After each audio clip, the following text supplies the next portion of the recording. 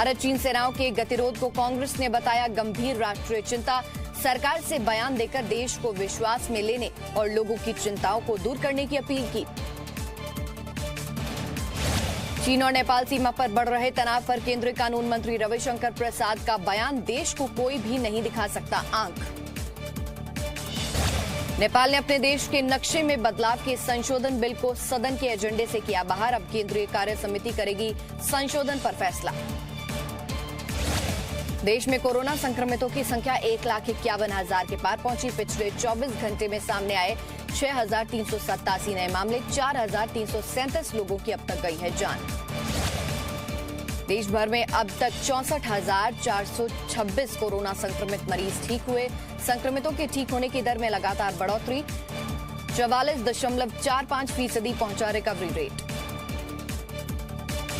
स्वास्थ्य मंत्रालय के मुताबिक सैंपल टेस्ट का दायरा लगातार बढ़ा रही है सरकार। संक्रमण से निपटने के लिए लगातार हेल्थ इंफ्रास्ट्रक्चर में की जा रही है बढ़ोतरी। देश भर में बनाए गए 10,341 क्वारंटीन सेंटर। प्रवासी मजदूरों की बदहाली पर सुप्रीम कोर्ट के स्वतः संज्ञान लिए जाने के बाद कांग्रेस नेता रणदीप सिंह सुरजेवाला भी कोर्ट पहुंचे। इस मामले में दलीलें रखने की अनुमति मांगी। आज उनकी अर्जी भी मुख्य मामले के साथ अटैच होगी। सुप्रीम कोर्ट ने दिल्ली एनसीआर की सीमाएं खोले जाने की याचिका पर केंद्र सरकार से जवाब मांगा। कोरोना से निपटने के लिए यूपी और हरियाणा सरकार ने दिल्ली से सटी सीमाएं बंद कर रखी हैं। निजामुद्दीन मरकज मामले में 14 देशों के 292 जमातियों के खिलाफ साकेत कोर्ट में चार्जशीट 17 जून को होगी सुनवाई। दिल्ली पुलिस की क्राइम ब्रांच ने दाखिल की 13,070 पन्नों की चार्जशीट। 230 विदेशी जमातियों के पासपोर्ट जब्त, सभी ब्लैक लिस्टेड को अलग अलग क्वारंटीन सेंटर में रखा गया। विदेश मंत्रालय ने दूतावासों के अनुरोध पर दिया काउंसलर एक्सेस। मौलाना साद पर जी न्यूज को मिली बड़ी जानकारी। मौलाना साद और मौलाना जुबैर पर 2008 में भी हुई थी एफआईआर। भारतीय पुरातत्व सर्वेक्षण विभाग ने बिना इजाजत निर्माण कार्य के मामले पर नहीं हुई थी कार्रवाई। टिड्डियों के अटैक को लेकर मथुरा आगरा में हाई अलर्ट। अटैक से बचने के लिए रसायन छिड़काव की भी तैयारी। राजस्थान के जयपुर और यूपी के झांसी में फसलों को चट कर चुकी हैं टिड्डियां। केंद्र ने एनडीआरएफ फंड से राजस्थान को 68.65 करोड़ रुपए दिए। ये धनराशि टिड्डी दलों से निपटने पर खर्च की जाएगी। राजस्थान पिछले काफी समय से टिड्डियों से जूझ रहा है।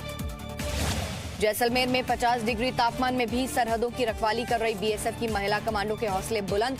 सोशल डिस्टेंसिंग रखते हुए तपते रेगिस्तान में भी पूरे जज्बे के साथ देश सेवा में जुटी हैं। बीते 24 घंटे में दिल्ली में कोरोना के 792 नए मामले सामने आए। संक्रमितों की संख्या बढ़कर 15,257 हुई। दिल्ली में अब तक कोरोना से 303 लोगों की जान गई। कुल 7,690 एक्टिव केस, 7,264 लोग ठीक होकर घर लौटे। दिल्ली में कुल 96 कंटेनमेंट जोन। दिल्ली के मोतीनगर थाने और मधुविहार थाने के एसएचओ भी कोरोना पॉजिटिव। अब तक 8 थानों के एसएचओ समेत 451 पुलिसकर्मी संक्रमित, एक की हुई थी मौत। दिल्ली सरकार का स्कूल के प्रिंसिपलों को निर्देश, स्कूल खोलने का प्लान तैयार करने को कहा। कोरोना महामारी और लॉकडाउन की वजह से मार्च से बंद है school.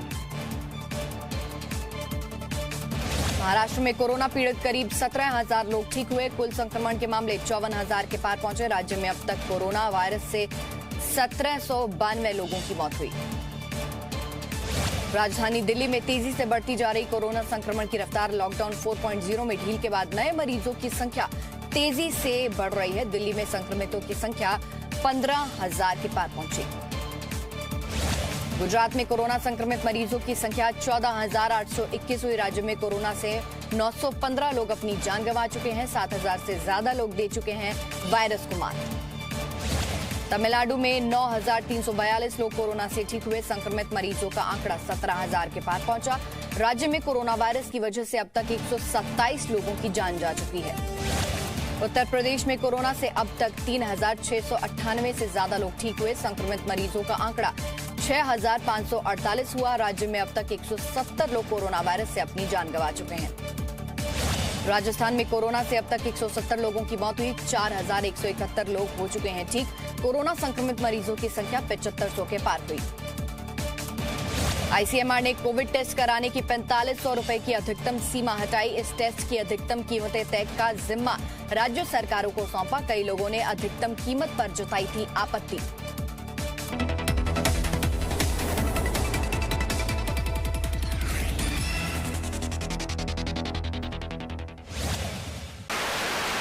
No signal, no worry. Presenting Z News app with live TV, latest updates and expert opinion. Available on Google Play and App Store. Download it now.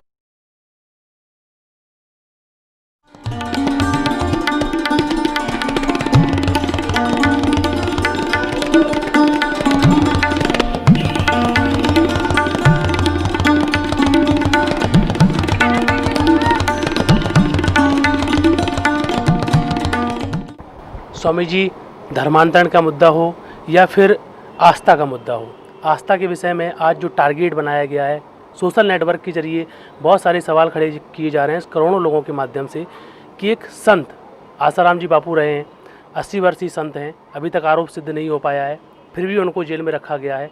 आज वो व्हील चेयर में आ गए हैं, आस्था के केंद्र हैं। क्या लगता है आपको आज जो हो रहा है? हाँ, ये बात तो सत्य है कि हिंदू धर्म में शुरू से ऋषि मुनि महात्माओं के प्रति लोगों की श्रद्धा रही है, क्योंकि श्रद्धावान लभते ज्ञानम, हमारे यहाँ जो गीता में भगवान ने कहा है कि श्रद्धावान लभते ज्ञानम, जब आचार्य के प्रति गुरु के प्रति श्रद्धा होगी तभी ज्ञान होगा। और उसी श्रद्धा के कारण हिंदू धर्म सुरक्षित है आज भी महात्माओं के द्वारा, संतों के द्वारा। तो इन लोगों ने, विदेशी लोगों ने और तथाकथित सेकुलर लोगों ने, जो हिंदू धर्म विरोधी, इन लोगों ने ये एक नया रास्ता निकाला कि संत महात्माओं को ही बदनाम कर दिया जाए। इनके प्रति जो आस्था है समाज की, वो आस्था टूट जाएगी तो अपने आप धर्म का जो विस्तार हो रहा है या धर्म की रक्षा में लोग प्रयत्नशील, इनका प्रयत्न व्यर्थ हो जाएगा।